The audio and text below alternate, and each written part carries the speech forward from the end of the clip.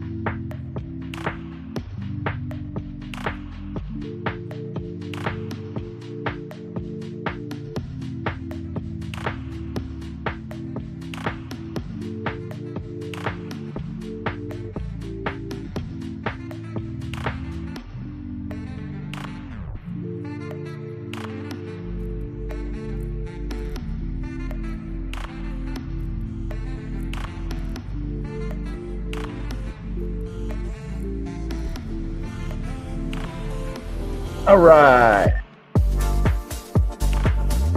Okay, we're back.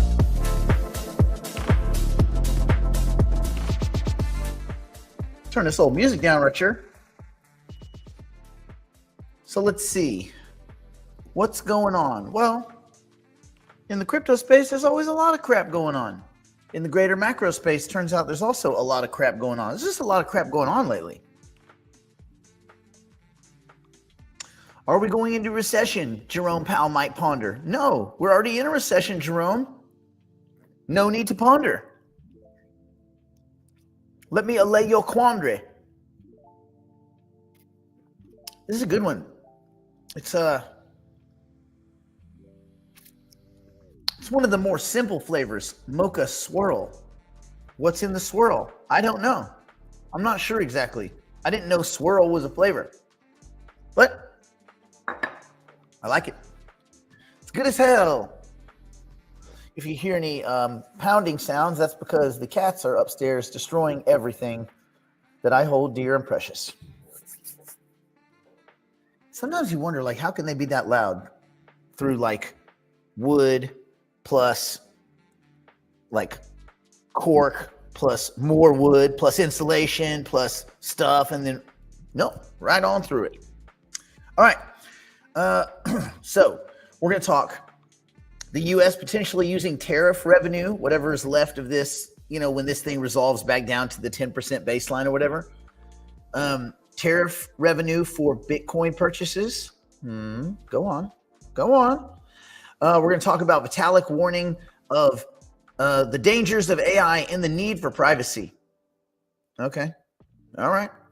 Let's see. OpenAI releases GPT-4.1. So for those of you home gamers, see, I have GPT right there on the home screen.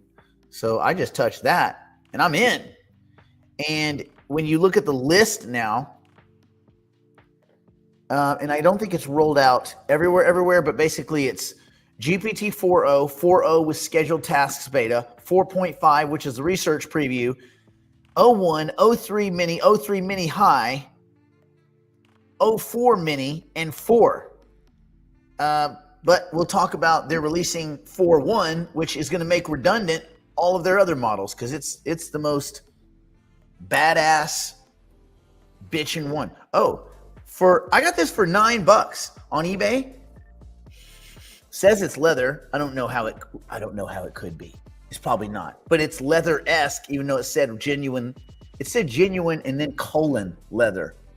Genuine colon leather. I don't think that means genuine leather. I think I got taken. But what's cool is it's got this little piece here.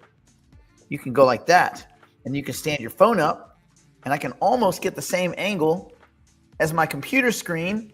What? No, they didn't. So that's pretty fun. Okay, so there we go. All right. So yeah, and we're going to talk about Kraken, which in some states, I'm not in one of those states, but some of you are, they offer commission-free stock trading.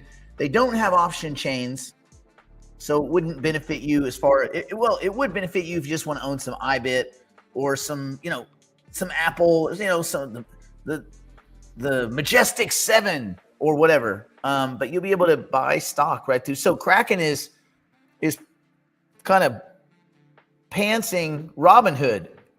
Cray. So that's where we be. All right. So we're going to talk about those things. And any questions you guys have, if you have a quandary or query, just ask it. Put a little Q and a little dash, so I know it's a question. And then we're off to the races. Okay. I think first, let's talk about the U.S. government. Oh, real quick.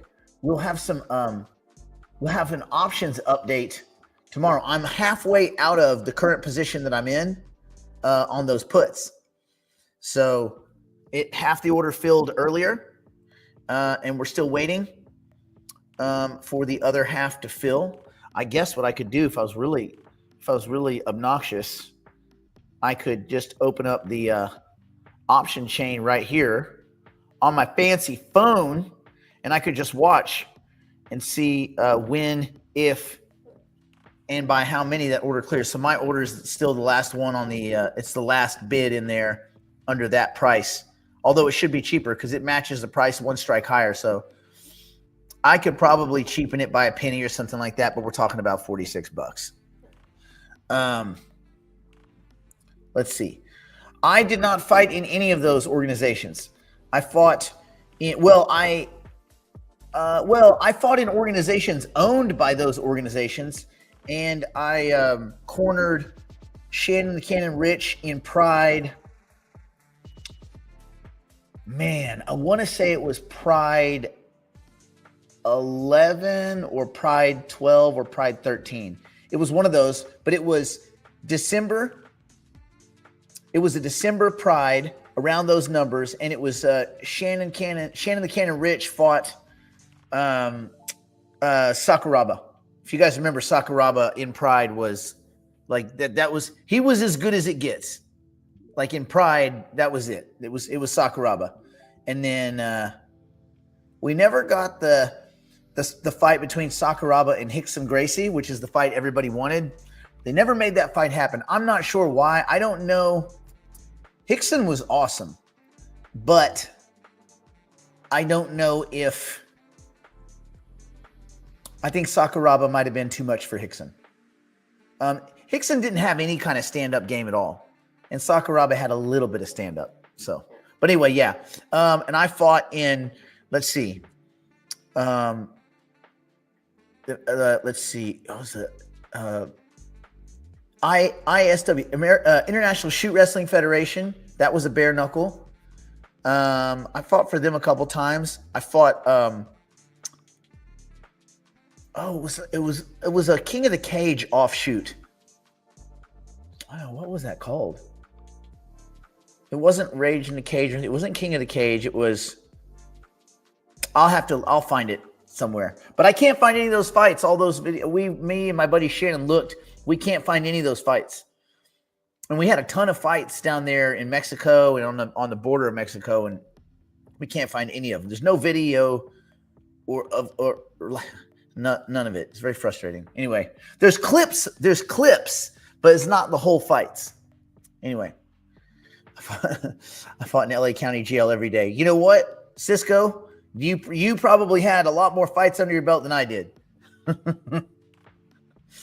Well, I did work in the club scene in Ibiza. So there, I did get some hand time. I got a lot of good hand time over there. All right, let's see.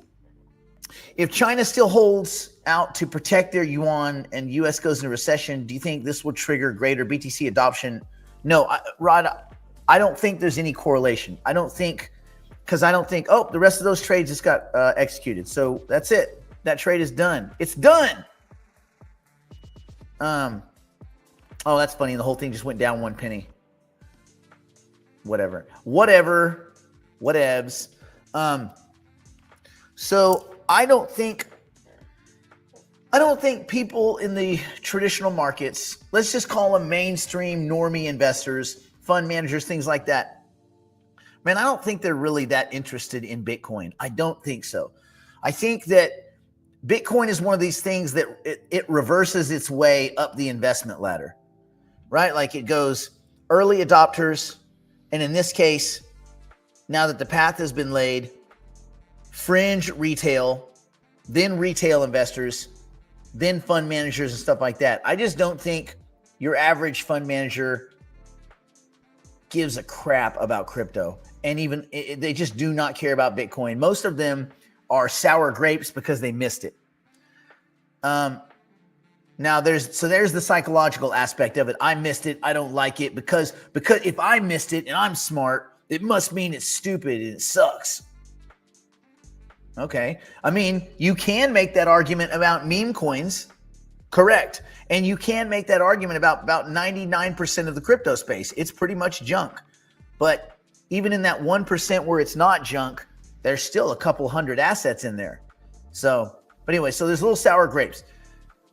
But if you go, okay, what are the options for fund managers, investment managers, what have you? So China, you got to flip that around a little bit. When you say if China holds out to protect their yuan, they're not protecting the yuan. They've never protected the yuan. Not really. What they have done, I think, is they've protected their ability to do international trade as easy as possible. Remember, they pegged the yuan. They pegged to the US dollar. You can't also, for those of you that are thinking, oh, well, the Dixie is down or the Dixie is up. The Dixie is less than 35% US dollars. It's a basket of currencies. The Dixie is not the dollar. So you got to get that. You got to sort that out. A lot of people are like, oh, well, the Dixie's down. So what? That's not the dollar. It's a basket. And baskets behave all sorts of weird ways, especially when half that basket's Europe. So the Chinese, they don't want, they peg the yuan to the US dollar because they want to do kind of what the Fed says they want to do, except that the Fed doesn't use money. They want to protect buying power. And so, you kind of got to look at it like a lot of times things get mistaken for the wrong, so people will see a lot of countries selling treasuries and they'll think, oh, everybody's bailing. They're bailing. See, look at that. They don't trust the US. Mostly, like historically and mostly, and even right now, when people are bailing out of treasuries all around the world, it's a scramble for cash. It's a scramble for cash because when people are leaving safe liquid instruments where you want to be during a recession, right? You want to be in safe and liquid. You want to be in kind of, credit protected, not debasement protected, but everything else protected assets. And that's U.S. Treasuries is the safest, most liquid instruments.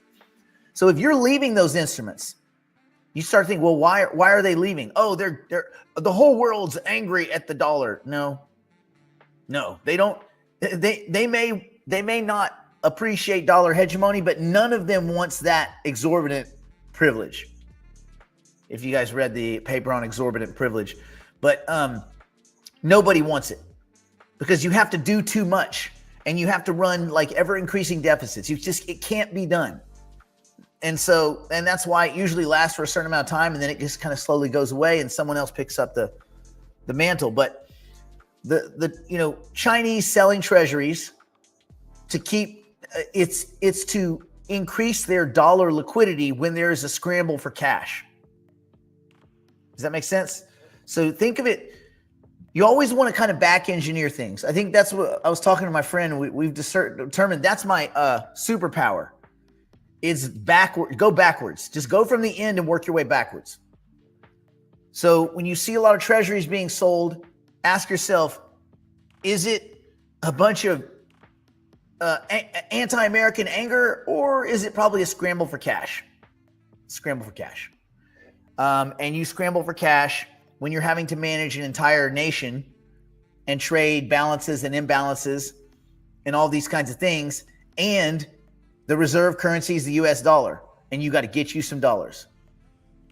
So trust me, they would rather not have to do that, and they would rather keep taking the yield generated by those instruments, those safe, liquid, yield-bearing instruments. Let us not forget, bills, notes, and bonds pay returns.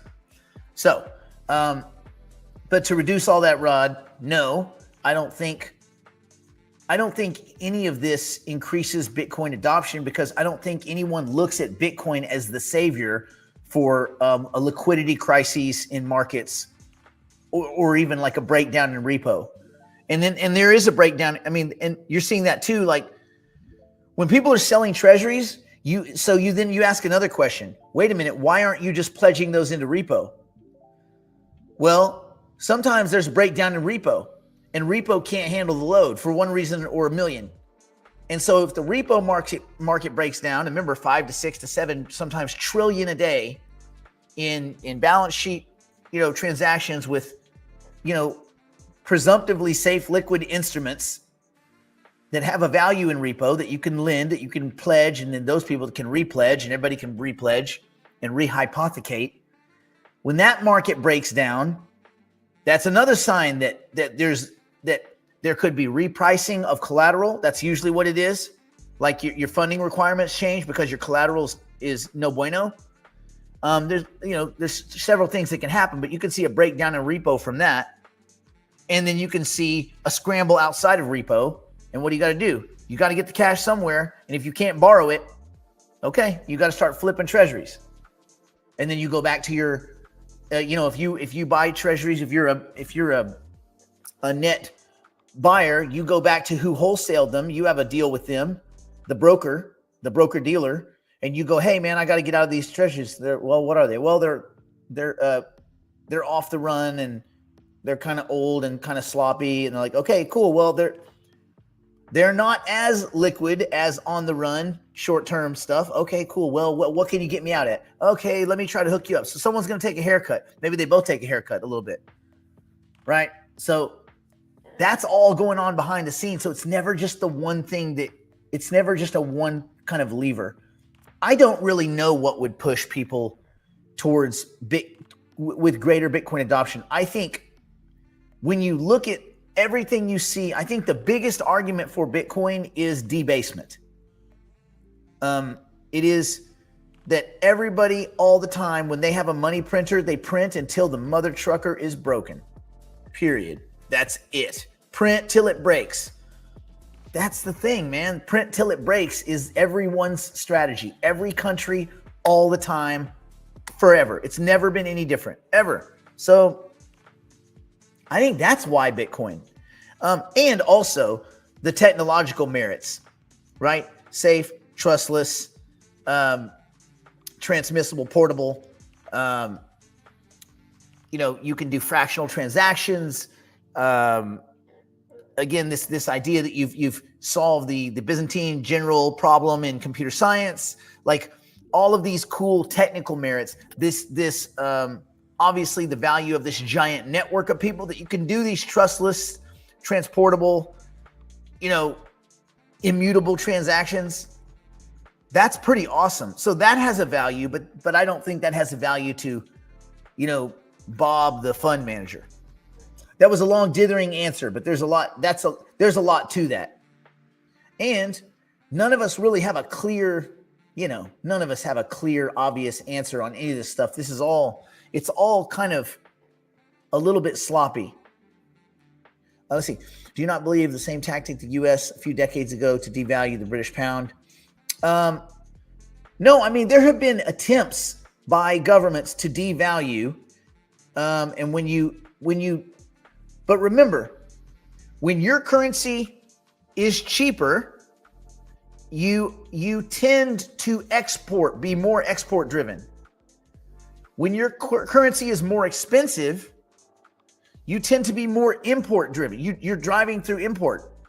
Countries don't survive by only importing, right? Your GDP is nothing, right? You have to export. You have to sell something, goods or services abroad. Ideally, there's balance there so that people end up with what they want, and everybody's growing in different markets and things like that. You want balance, trade balance. But what you don't want is a super, super cheap currency, and you don't want a super, super expensive currency. So there's kind of like trading ranges, right? If your currency gets too cheap, it's print, steal, and debase, print, steal, debase, print, steal, debase. So you try to, and the government and all the people at the close part, right at the spigot, they try to grab cash and spend it pre-inflation before it's kind of sprayed out to society, and the value is deflated, right? So, but I mean, if you again reduce trade, if your currency is expensive, you can buy more of their widgets than they can buy of your widgets. So your buying power abroad is better. But if your buying power abroad is better, what is that going to make you probably end up doing? Mostly buying and importing, right? If your currency is on the aggregate a little bit weaker, then you're going to be on the aggregate exporting. There's other valves and stuff there, but that's the kind of the sloppy way to look at it. All right. If you look at BTC from way up, okay, it looks like it will do 100K again, but would it be okay for it to go back to 70 for a while? What do you think? I mean, man, I don't know. I think we're going to be in the next 5 years. I think in the next 5 years, we will see $1 million plus Bitcoin, over $1 million Bitcoin. I just don't know. I don't know that anybody can even weave you a coherent path. That guy Plan B, he means well, but he's a jackass. Pompliano and all these douchebags, they're jackasses. Notice how quiet they were a few years ago. They get quiet when Bitcoin's not performing. They just go away. And then they pop back up. Yeah, we're here. Woo, Bitcoin Team Orange. Bunch of Johnny-come-lately pussies. But anyway, whatever. So I don't think it's a straight path. It doesn't make sense to me that Bitcoin would be back in the 70s. Based on all of the macro, as far as legislation and like what we're going to talk about here in a second. Well, actually, this is a good pivot. Why don't we talk about this? So tariff revenue for the U.S. government is considering buying Bitcoin using tariff revenue. It's kind of interesting. So this is from Bo Hines. What a name. I bet he had to box his way through high school. Hines said tariff revenue could serve as a new funding source for U.S. Bitcoin purchases as agencies explore multiple budget-neutral options. Okay?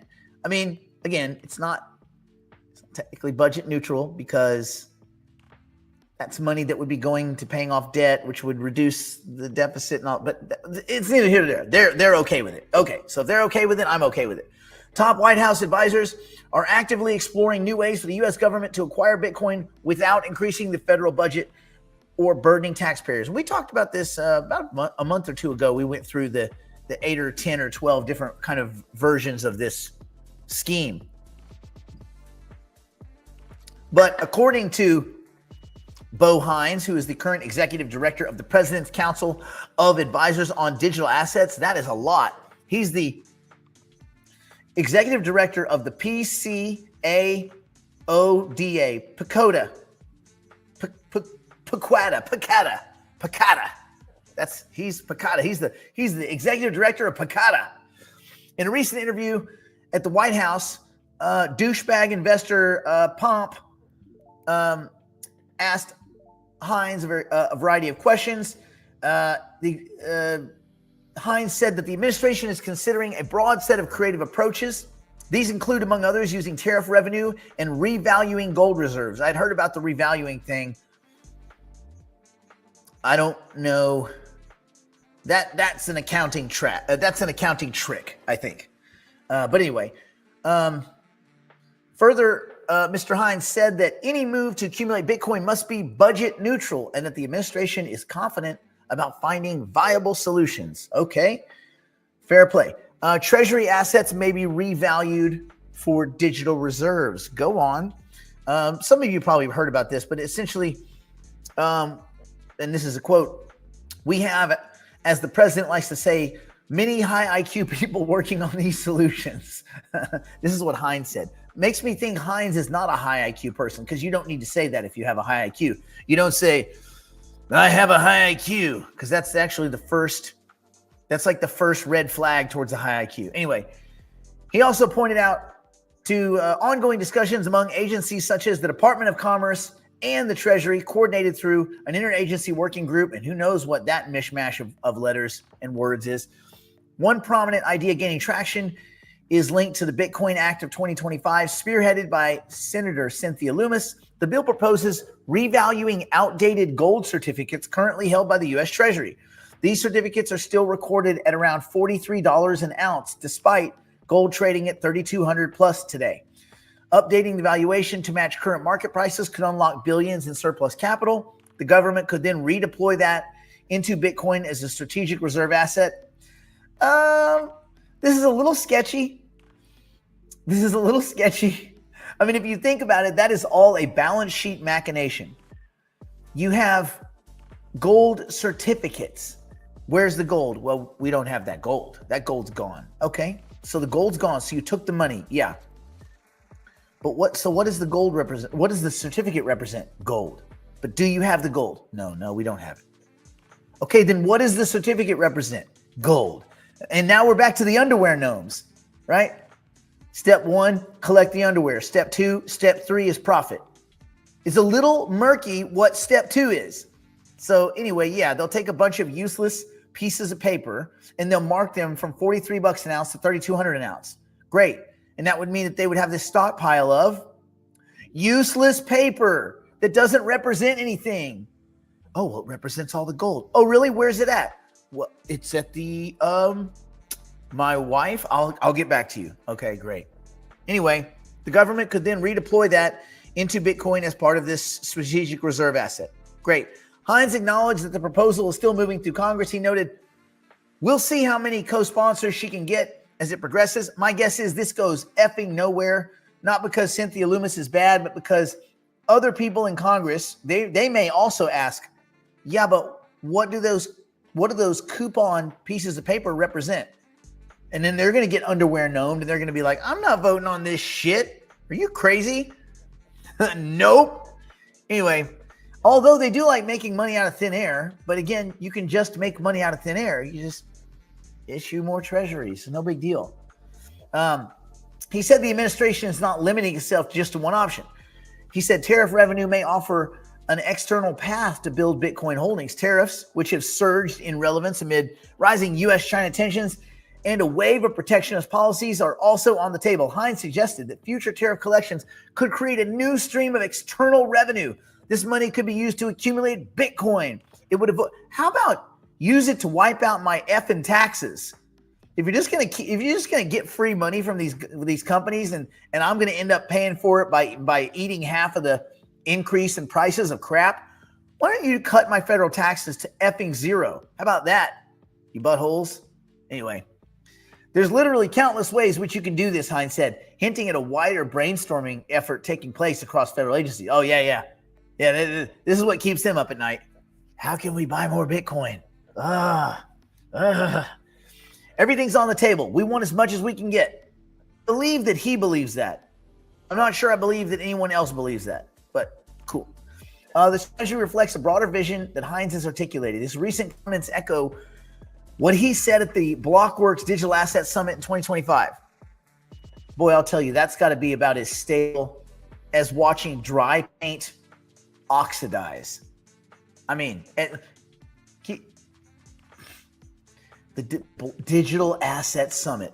What a mind-numbing, the whole thing is just oatmeal, man.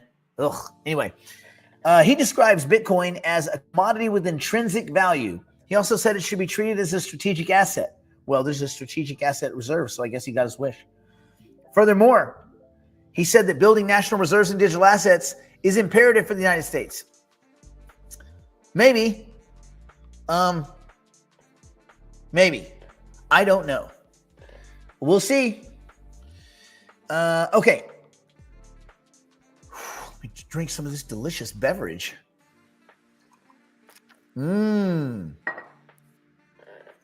By the way, it's Tuesday. It's Tuesday, and we have booked we are at 3.2%. And it hasn't been a week yet. So we're at 3.2% on our account. So for those of you that are like, oh man, I can stake this and I can get 5%. Well, we made 3.2% in 6 days. It's always better to have a performing asset than a non-performing asset. And if you don't have some performance built into the asset through some staking mechanism or something that makes sense, that's safe, then you have to take those assets and make them perform for you. So that should be a lesson. My guess is, I bet we do. I mean, we'll be probably on this money 40, 45, 50%. And you could say, yeah, but if on some specific day you had just bought IBIT or just, yeah, maybe. But if my aunt had balls, she'd be my uncle. As far as I know, she doesn't. So this is something that you can churn week in and week out and make a return. And I will tell you this. Let me pose this question to you. And that's right, to the Hirschman trap. That's correct. Good observation. Is there anybody here? There's 143 people. Is there anybody here? Let me pose you this question. For 40% a year, would you be willing to quit all of your investments if you had 40% a year locked, guaranteed for life? Is there anybody here that would take their investments and be and agree, I'm done investing, I will put it all right here, and I will take my 40% locked? Is there anybody that would do that or not do? Who would do that? I would do that because that's outrageous. You know how we know that? Because people are doing that in the treasury market for 4%. They're putting everything 4, 4.5, 5.5%, spreading out the durations, the maturities. But people are disregarding any debasement effects. Debasement is probably 6-7% a year, honestly, if you think about it. They say, oh, you have to beat inflation. No, you have to beat debasement. Debasement is the quiet one. That's the quiet one that grabs all your stuff when you're not paying attention. It erodes your buying power fast. So if someone could give me 40, yeah, I'm out, bro. I will take the 40 and be done. And so in the bull, one of the reasons that I've been fortunate enough in the crypto space to do really well is because in the quieter markets, I did arb trading and I sold options. I was an option seller. I don't think I ever bought a single contract other than buy to close. Like today, I bought to close, but I don't think I've ever, I don't know if ever on Bitcoin, I bought a single anything. All I've been is a net seller.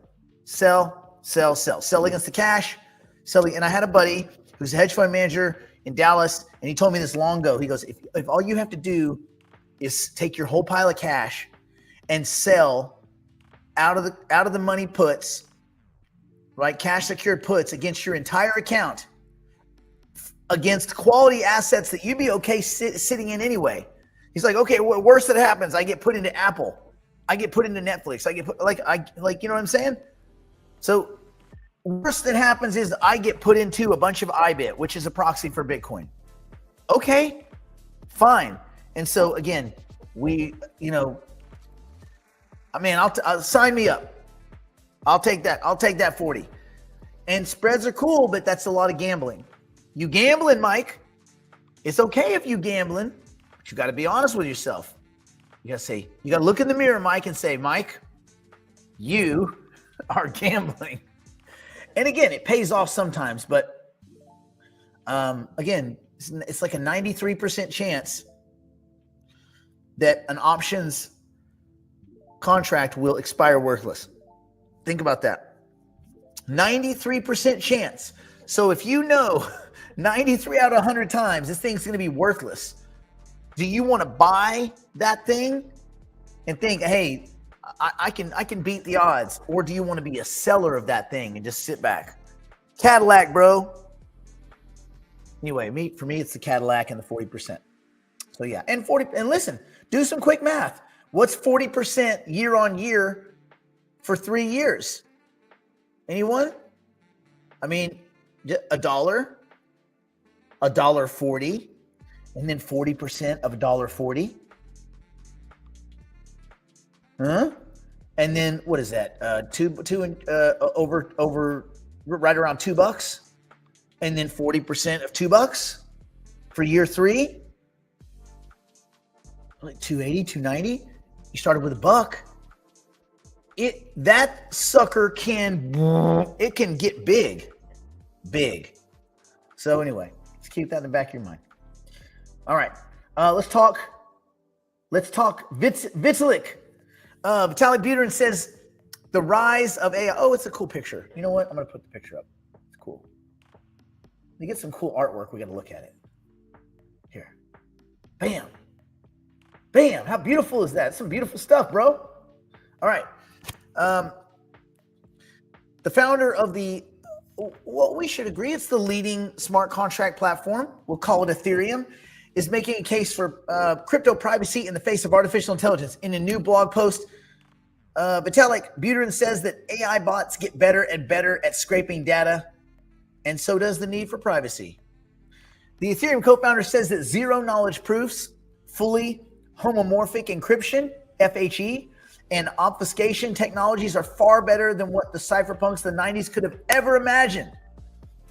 He said, today, however, privacy can no longer be ignored. AI is greatly increasing capabilities for decentralized data collection and analysis while greatly expanding the scope of data that we share voluntarily. In the future, you got to imagine him having a big brain and saying this in a weird cadence that's kind of uncomfortable and makes you want to erase your search history. Anyway, in the future, newer technologies like brain-computer interfaces bring further challenges.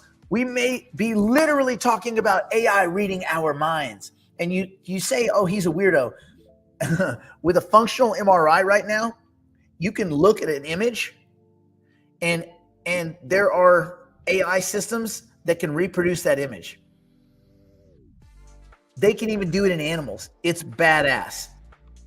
Anyway, to look that up, functional MRI and AI image reading. It's pretty cool. Anyway, to continue with Vitalik. At the same time, we have more powerful tools to preserve privacy, especially in the digital realm, than the 90s cypherpunks could imagine. Great. Without privacy, everything becomes a constant battle of what will other people and bots think I'm doing? Powerful people, companies, and peers, people today and in the future.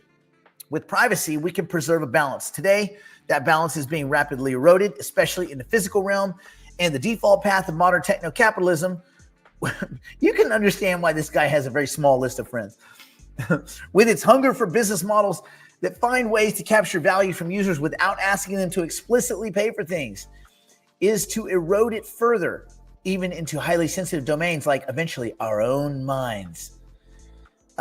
He continues saying, society is always dependent on balance between privacy and transparency. In some cases, I support limits to privacy as well.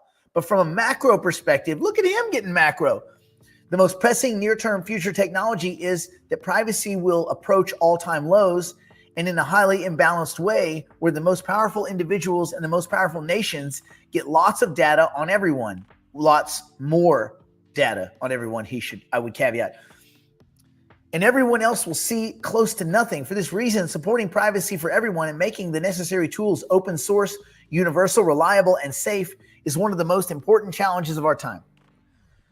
Okay, Vitalik for privacy. Could we start getting more privacy transactions for the Ethereum ecosystem? Who knows? Who knows? But I like where his head's at. All right. For those of you, those AI nerds out there, we talked about it a second ago. Not a second ago. We talked about it about 40 minutes ago. OpenAI releases GPT 4.1. 4.1? What? Yep. It's this. Oddly, this model is likely to supersede 4.5. You know, they really got to get their names right. They're confusing us all.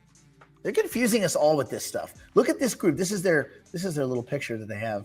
And does this group, they look confused.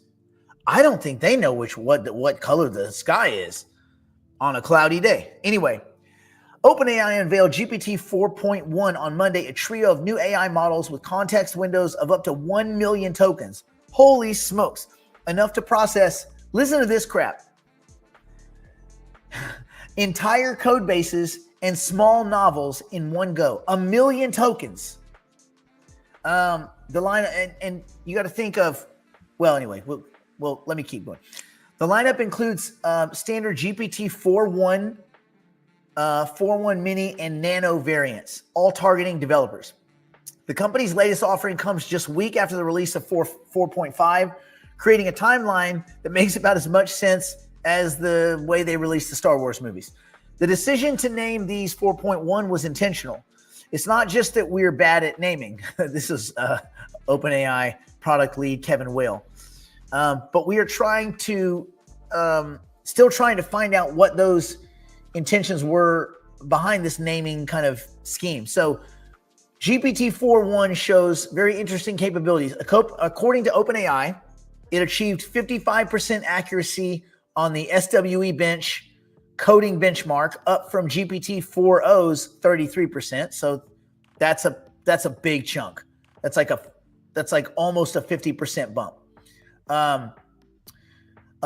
It costs 26% less than the previous model. The new Nano variant, which is billed as the company's smallest, fastest, cheapest model ever, runs at just 12 cents per million tokens. So basically, for your novel, to get an idea of it, it would cost you about 12 cents. Let's say you wrote a novel and you wanted to write the sequel to it. It costs you 12 cents to write that sequel. That's what we're talking about. Also, OpenAI won't upcharge for processing massive documents and actually using the 1 million token context. There's no pricing bump for long context. So this is kind of cool. The new model shows impressive performance improvements. In a live demonstration, GPT 4.1 generated a complete web app that could analyze a 450,000 token NASA server log file from 1995. OpenAI claims that the model passed this test with nearly 100% accuracy, even at 1 million tokens of context. OpenAI's post-training research lead, codename Michelle, which actually because her name is Michelle, also showcased the model's enhanced instruction following abilities. The model follows all of your instructions to the letter, as GPT 4.1 dutifully adhered to complex formatting requirements without the usual AI tendency to kind of creatively interpret. So, man, this stuff just keeps getting better. Every day is the dumbest AI will ever be. Keep thinking about that. This is why I feel so good about investing like early stage in these AI projects, because every now and then you're gonna hit a home run, and I think it's gonna be more now than then. Anyway, the release of GPT 4.1 after GPT 4.5 feels like watching someone count like 5, 6, 4, 7 with a straight face. It's the latest chapter in OpenAI's very bizarre versioning saga.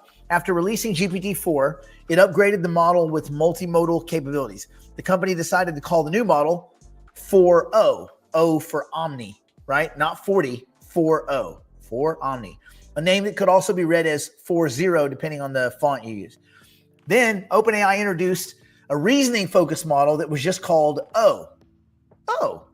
But don't confuse 4.0 with OpenAI's O, because they're not the same model. Nobody knows why they picked this name, but as a general rule of thumb, GPT 4.0 was a normal large language model, where OpenAI O1 was a reasoning model. So the O1 models, it looks like the O1 models, not 0.1, but O1, O letter 1, the number. It might be along the reasoning path. So a few months later, from the release of OpenAI's O1 came OpenAI O3. What about O2? Well, there was not an O2. There just wasn't one. You would think logically Our new model maybe should have been called O2, but out of respect for our friends at Telefonica and the grand tradition of OpenAI being truly bad at names, it's going to be called O3, Sam Altman said during the model's announcement, which is, I mean, I guess it's cool. They're having fun with this stuff. It doesn't all have to be coherent. Anyway, the lineup further fragments with variants like the normal O3 and the smaller, more efficient version called O3 Mini. However, they also released a model named OpenAI O3 Mini High. Well, which is it? Is it mini or is it high? Which puts two absolute antonyms next to each other because AI can do great things with words. They can do whatever they want with words. You know why? Because this whole Chat GPT suite of stuff works so dang good, and it's ushered in so many really cool tools and forced so many other companies into this game that I don't care what they name stuff, as long as it's, I mean, I'd like them to, you know, follow some kind of path that makes sense, but whatever. They can name it. They can start naming it colors for all I care. Anyway, OpenAI's O3, which is referenced in a single chart by OpenAI O3 Medium, as it should be. So right now, ChatGPT users can select either O3 Mini or O3 Mini High.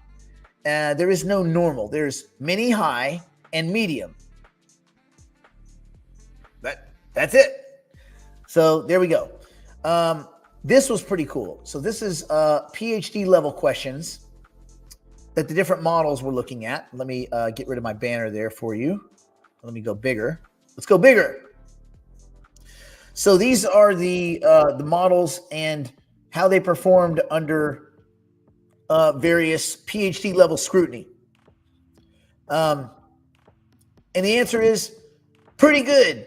I don't know anybody here that would be able to knock out, 60% as the low and 79.7% as the high at the PhD level in a wide swath of subject matter areas. That's pretty cool. So anyway, OpenAI also announced that there's an O4 coming very soon. But of course, don't confuse O4 with 4.0 because they're not the same. The O4 model would be a reasoning model, and the 4.0 and the 4.1 model are not reasoning models. So as far as I understand, at some point it gets tricky. But I've been using the 4.0 model. No, I use 4.0. I use 4.0, and then I use the 0.1 model when I have to kind of tease something out. Anyway, so to sum up 4.1, which is where we're at now, the model is very good, like real good. And it's going to probably end up killing GPT 4.5, making that model the shortest living large language model in the history of ChatGPT. So they said that we are announcing that we're going to deprecate 4.5 in the API. They're already done with it. It's been out for like 2 or 3 months, and they're done with it. And then they're going to give developers a 3-month deadline to switch. We really do need those GPUs back. So remember, they have a lot of GPU power behind these different models so that they can kind of push those in different directions to support other models. They want to do that. So they're going to redistribute those GPUs probably back to the 4.1 models. Cool. And, I guess no one gets to escape the silicon shortage, right? Like we all got to suffer. At this rate, we're bound to see GPT Pi or GPT-4 square root 2 before the year ends. But hey, you know what? They keep pumping out models that make life a little bit easier. But there we go. So kind of cool, kind of fun. Does anybody here use GPT anything on a regular basis? I use 4 and 0.1 for a lot of stuff. For legal documents, we usually start with 4.1 and then take that and go in, take that information, and we'll either just spin it in 4. No, we'll spin it up in 4, or we'll spin it up in the 0.1 model because like for legal cases, luckily most legal situations are just based on the available information. So we just started off in the normal 4.0 chat. Yeah. So there. Well, let's see. Where does mine default to? Yeah. My normal default is 4.0. That's my default. Oh, you can't see it. Anyway, that's 4.0. Not some backwards thing. Anyway, I don't know why it does that. It does that because it does that. It do because it does. All right. Oh, come here. Okay, first chink in the armor. You can't touch it at an angle. You know what? $9, right? $9, am I right? Oh yeah, 4.0 is great, man. God, anybody that's not leveraging this technology, you guys are missing the boat, brothers. Okay, finally, well, not finally, but finally, as far as our news goes, Kraken stocks. Kraken stocks. Oh, not for all of us, but for some of us. Crypto giant Kraken now offers commission-free stock trading. Say what? Kraken enabled commission-free trading for over 11,000 stocks and ETFs for users in 10 U.S. states. California is never one of them. And oddly, Texas is not. That's so weird. Anyway, but in 10 states, including, I think, where Brandon lives. Yeah, Idaho, Iowa, one of those I states. They have plans, obviously, to gradually expand access. They probably don't want to fall afoul with regulators and do kind of what Robinhood keeps doing. The platform allows users to manage cryptocurrencies, stocks, stable coins, and cash from a single account with features like automatic reinvestment, fractional trading, which is, that's kind of cool. The exchange aims to integrate traditional and digital assets into one single infrastructure with plans to expand to the United Kingdom, Europe, and Australia. Kraken added stocks and exchange-traded funds, ETFs, to the platform for some users in the United States as of April 14th. The company allows trading of more than 11,000 assets with 0 commissions. That's pretty cool. Here are the states. If you're one of these states, you can do this. New Jersey, Connecticut. I like to say connect. You shouldn't, but you can. Wyoming, Oklahoma, Idaho, Iowa, Rhode Island, Kentucky, Alabama, the District of Columbia. We shouldn't even call that a state. It's not a state. It's a municipality. Anyway, access will expand to other states and municipalities as part of a phased rollout process. The inclusion of stocks is part of a broader plan to build a unified platform for trading both digital and traditional assets. Kraken now enables users to manage cryptocurrency, stocks, stablecoins, and cash from a single account, eliminating the need for external services. They want you to be reliant. The system is integrated into its mobile app and web version if you're in one of those specified states, offering a unified interface that simplifies switching between different asset types. You say, unified? What say you? What is this unified? Well, it looks like this. Boop. There. That's as unified as we get. So yeah, the inclusion of stocks is part of this broader plan to build this unified platform. Kraken now enables everybody to manage all this stuff from one place. Yeah, and you won't have to be, doing all that kind of stuff, man. Let me, I gotta go back down. I can't read this crap. It also, for whatever reason, even though it's separate windows, whatever, doesn't matter. Anyway, the platform will offer, and does offer, but when it rolls out to these other states, you'll be able to do automatic reinvestment between cryptocurrencies and stocks, fractional trading of high-value assets. Users can purchase small portions of stock that would otherwise be inaccessible due to their price. Platform is supported by Kraken Securities, which is a FINRA-regulated division responsible for ensuring trades comply with U.S. market standards. Don't get in there and open up a margin account, man. Please don't. Nope. No. Don't. Stop. The co-CEO of Kraken stated that cryptocurrencies are no longer an isolated market and that their technical infrastructure is being used to facilitate trading across various asset classes, including commodities and currencies. According to this individual, users value the ability to trade continuously without time restrictions. I agree with that. I agree with that a lot. I don't know how with ETFs you do that. I don't know how you reconcile, because you could have price movements that happen at night, But then when the regular market opens up, if that's not the regular market, does it have to feed? I mean, do you need a bunch of oracles sending price information to the NASDAQ because some assets traded kind of proxy synthetically? I don't know what the day-to-day transition looks like. Like you have the market opens, the market closes. And then all the stuff that happens, like in the crypto world, the market never closes. But I'm not sure how you do that. Unless you just say, listen, whatever the price, it doesn't matter what you guys do at night, but whenever that market opens, that's the price. And I guess there'd be some arbitrage that you could grab one way or the other. You might be on the wrong side of it. I don't know. Anyway, the announcement comes during a period of high volatility in traditional markets. In early April, amid the crisis triggered by the tariff tantrum announced by Donald Trump, the S&P 500 experienced a historic $5 trillion loss in market cap in just 2 days. The exchange aims to position itself as a strong alternative to traditional investment platforms and facilities. The company also confirmed plans to extend its stock offering to other markets outside the United States, regions like the UK, Europe, and Australia. Cool, bro.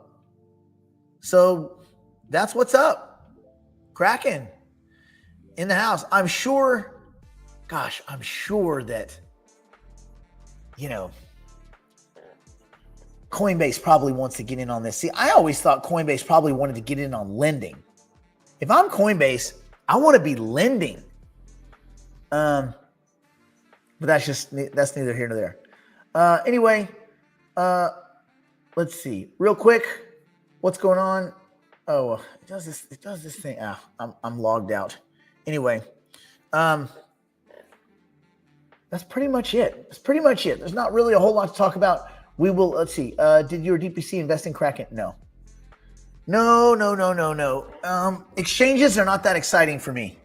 And if you do it historically, I mean, the little that we've seen is if you can't be in years and years and years early, then you want to be 3-4 months after the ICO, because they usually S the bed IPO.